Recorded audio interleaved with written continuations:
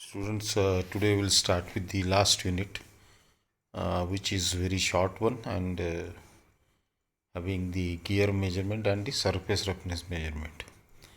So first we'll start. This is the syllabus for the last unit, that is gear measurement.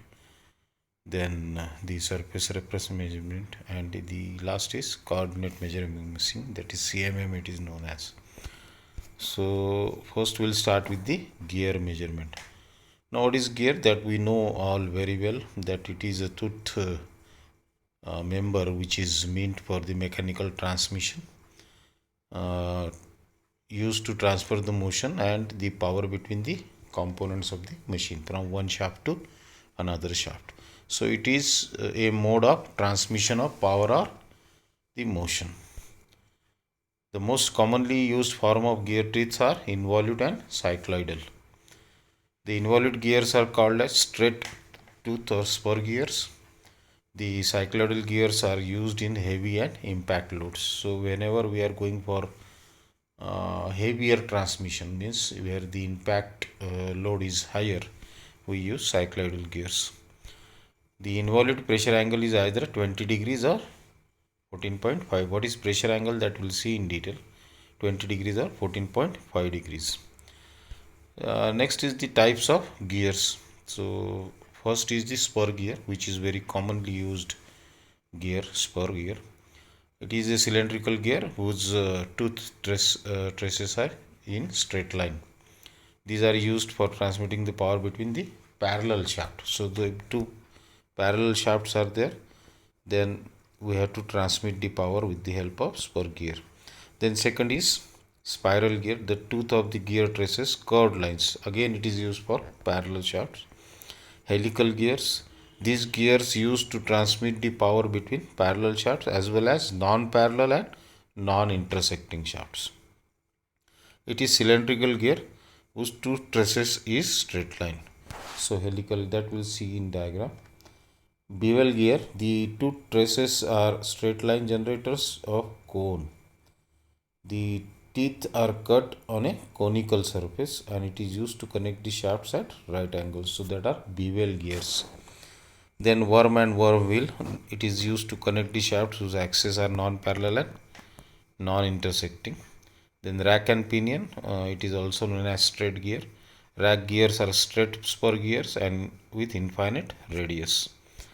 So this is spur gear, which is very commonly used. This is rack and pinion, used to transmit the linear motion into rotational or rotational motion into linear.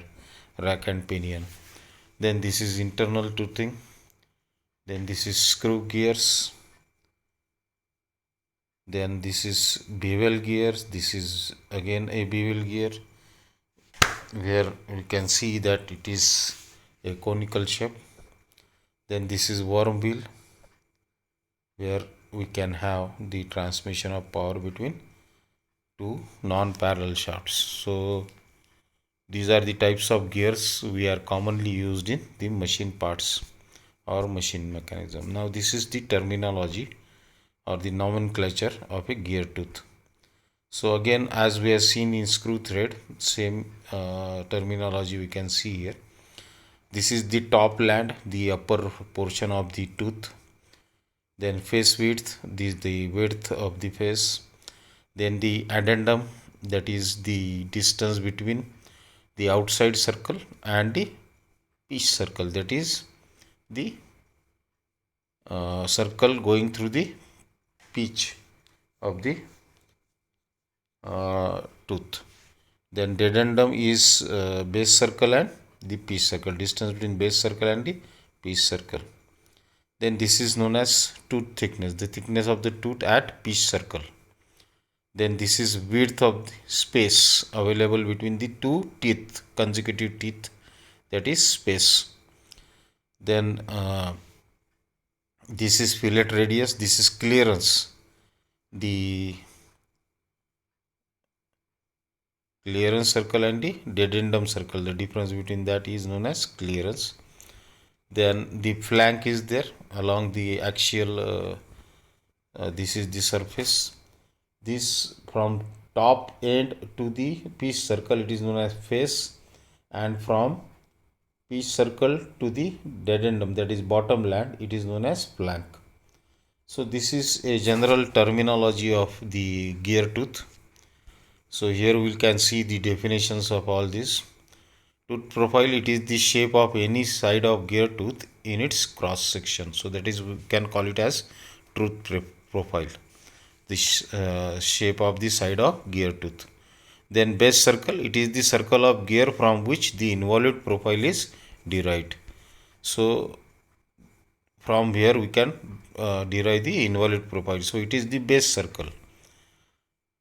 Base circle diameter is equals to pitch circle diameter into cosine of pressure angle of gear, that we'll see in detail afterwards.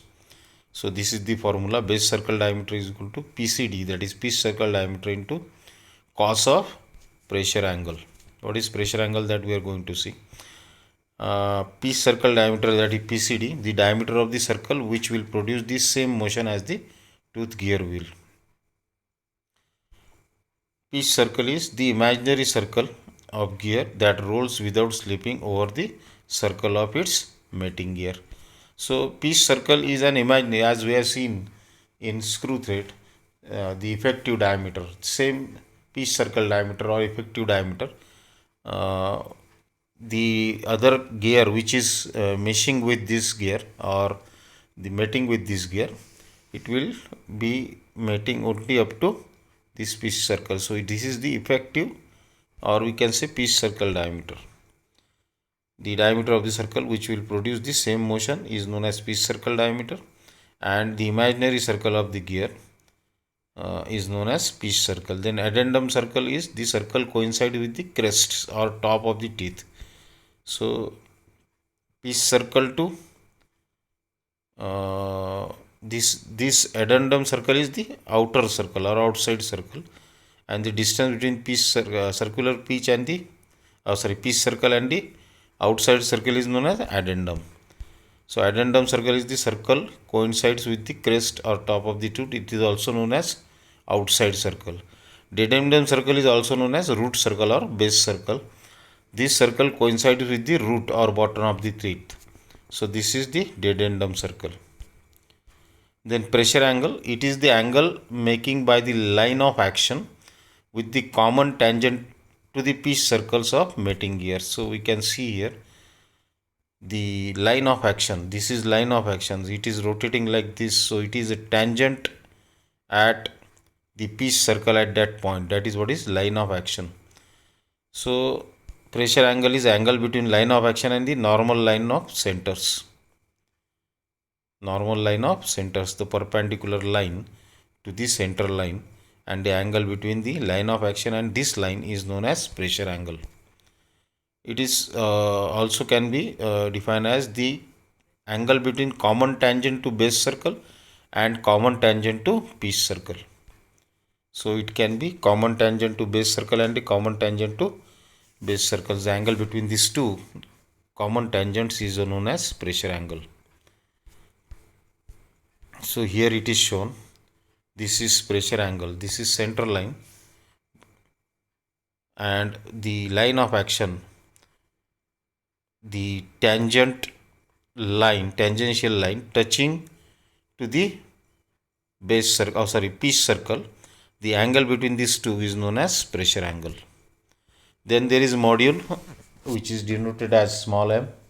It is the ratio of pitch circle diameter to the total number of teeth, that is d by n. M is equals to d by n, where d is pitch circle diameter and small n is number of teeth.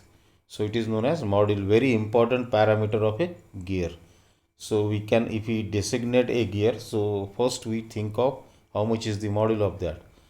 Then circular pitch, it is nothing but the distance along the pitch circle between corresponding points of the adjacent teeth.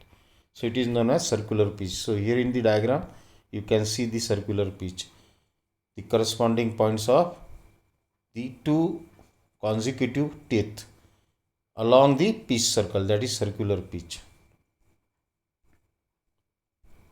So that is definition for circular pitch, and it is pi d by n, or it can be pi m. pi into module. Then addendum is the radial distance between tip circle, that is the top circle, that is the outside circle or addendum circle, and the pitch circle. So it is distance between the outside circle and the pitch circle, the addendum.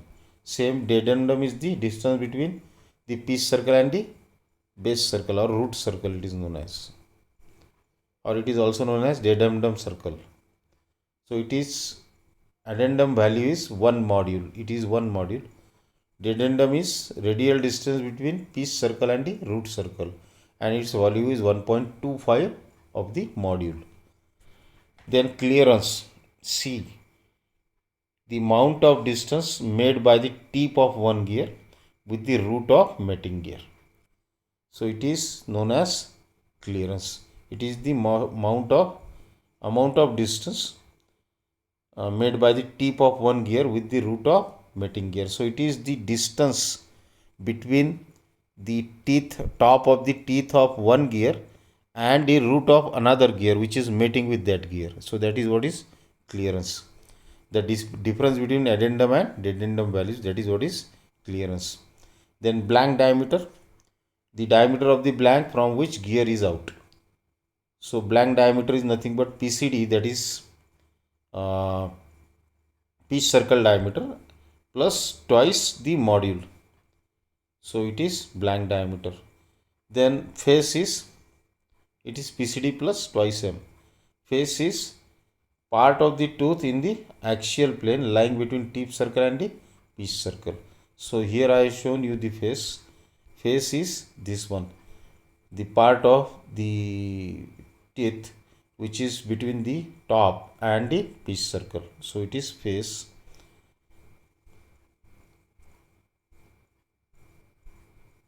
Part of the tooth in the axial plane lying between tip circle or top circle or outside circle and the pitch circle.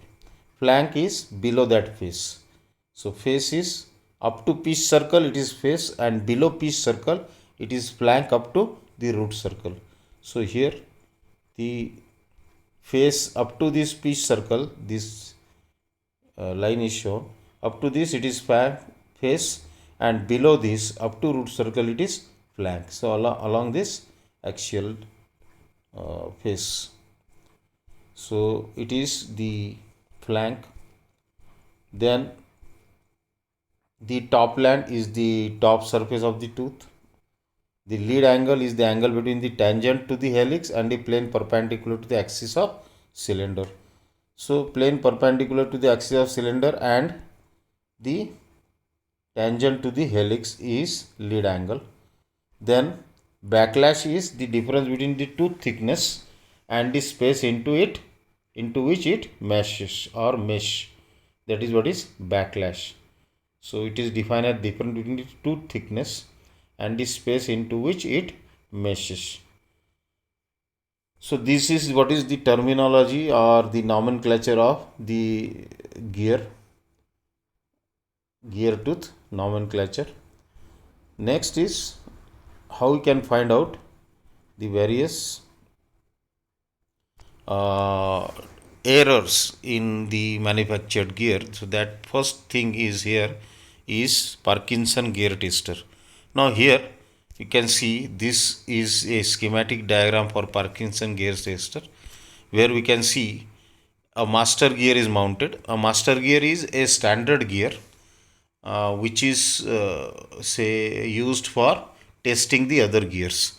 So a master gear is mounted on a fixed vertical spindle, and the gear to be tested on another similar spindle. These gears are maintained in mesh by spring pressure. So here we can see a master gear is mounted on this, which is fixed carriage, or we can say fixed adjustable carriage. The master gear is mounted and it is meshed with a gear to be tested. It is mounted on this, which is a movable carriage or a floating carriage, and these two it is given with a spring, calibrated spring is given here, and this dial indicator is there, where from we are applying the pressure also, and to allow it to mesh with this. So this is the Parkinson gear tester, where a master gear is meshed with the gear to be tested. So construction is, the gears are mounted on two spindles so that they are free to rotate without measurable clearance.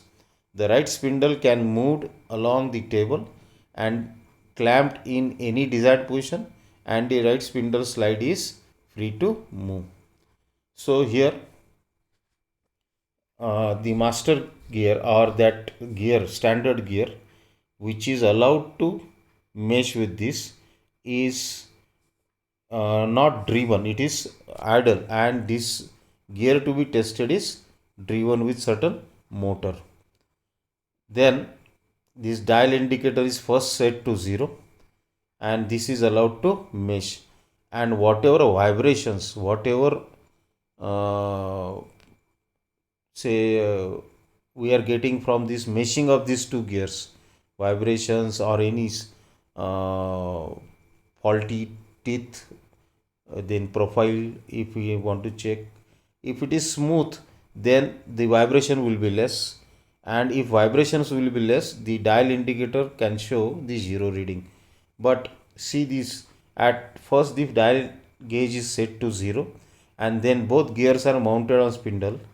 The variation in dial gauge reading are any irregularities in gear under test. So if the gear which is to be tested is having certain irregularities, then we can see the variation in the dial gauge, or we can see the pointer will move from 0 to some reading all the time, and we can say we can have a graph plotted with the help of that readings, and a recorder can be fitted to that pointer, and we can have the chart, circular chart, and here we can see the specimen charts. Here two concentric circles if we are getting, then we can say that the gear to be tested is fully satisfactory. If it is not like this, if it is slightly we are having variations, we can say it is moderate or satisfactory. But if it is very irregular, like this, then that gear cannot be accepted, or it can be allowed for the rework, or we can say scrap. So this type of things we can have with the help of Parkinson gear tester. It is a simple setup.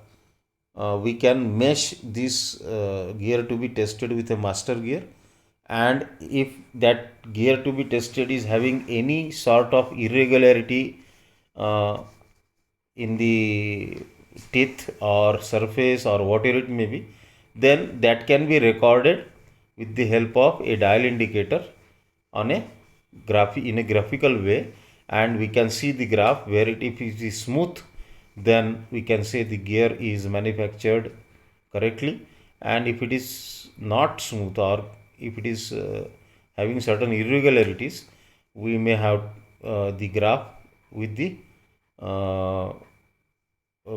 which may not be satisfactory. So this is a simple gear tester where we can test the gear whether it is manufactured to these specific dimensions, surface finishing, and all the angles and teeth surface, or all the features of the gears are exactly achieved or not. So that we can do with the Parkinson gear tester.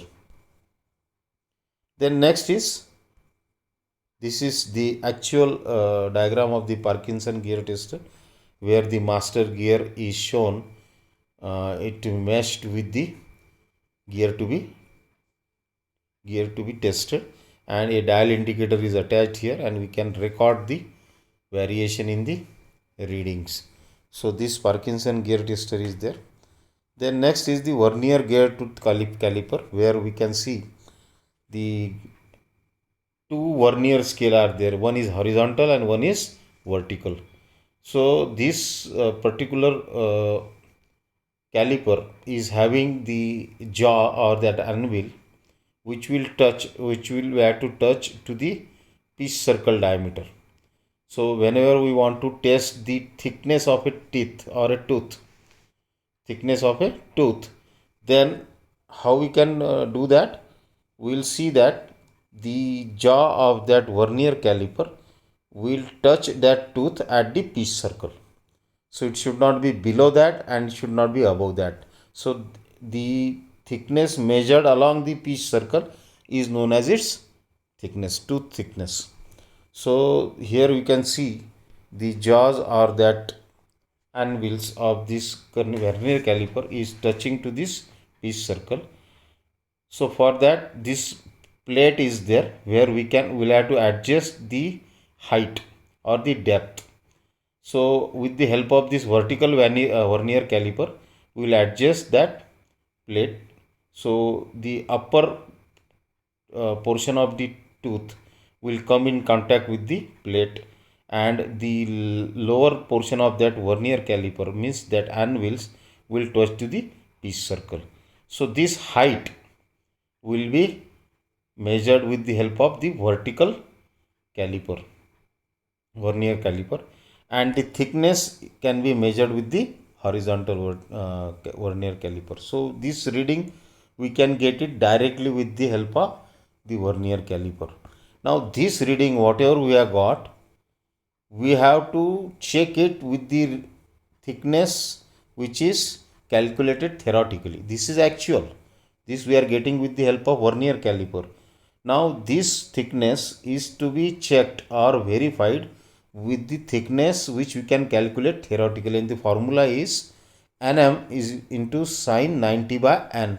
So n is the number of teeth, m is the module, sine of 90 by n is again the number of teeth. So that is what is the thickness of the tooth. So for that, this depth is also calculated here. How much, or it should, where it is the pitch circle, where it should touch. It is an imaginary circle, so we cannot say that it is here. So it is to be calculated, means how much this plate should be at height of, how much the reading of the vertical vernier caliper, that is calculated with the help of this formula, and then it is adjusted to that height, and then the thickness is measured along the horizontal vernier caliper, and then it is checked with the theoretical calculation of the tooth of the gear. So this we can have with the help of vernier gear tooth caliper. We can, this is shown here, see. So this is the pitch circle where these anvils of this vernier is touching. This is the vertical, and this is the plate which is black in color. So this plate will touch to the upper portion of the tooth, and we can check the reading. So how we can come to know that whether it is touching to the pitch circle or not?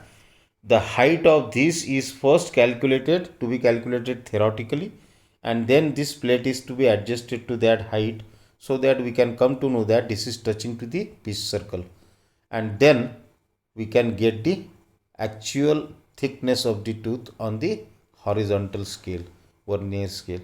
So this is what is vernier caliper, gear tooth caliper. So next is the base tangent method, that we'll see in the next video.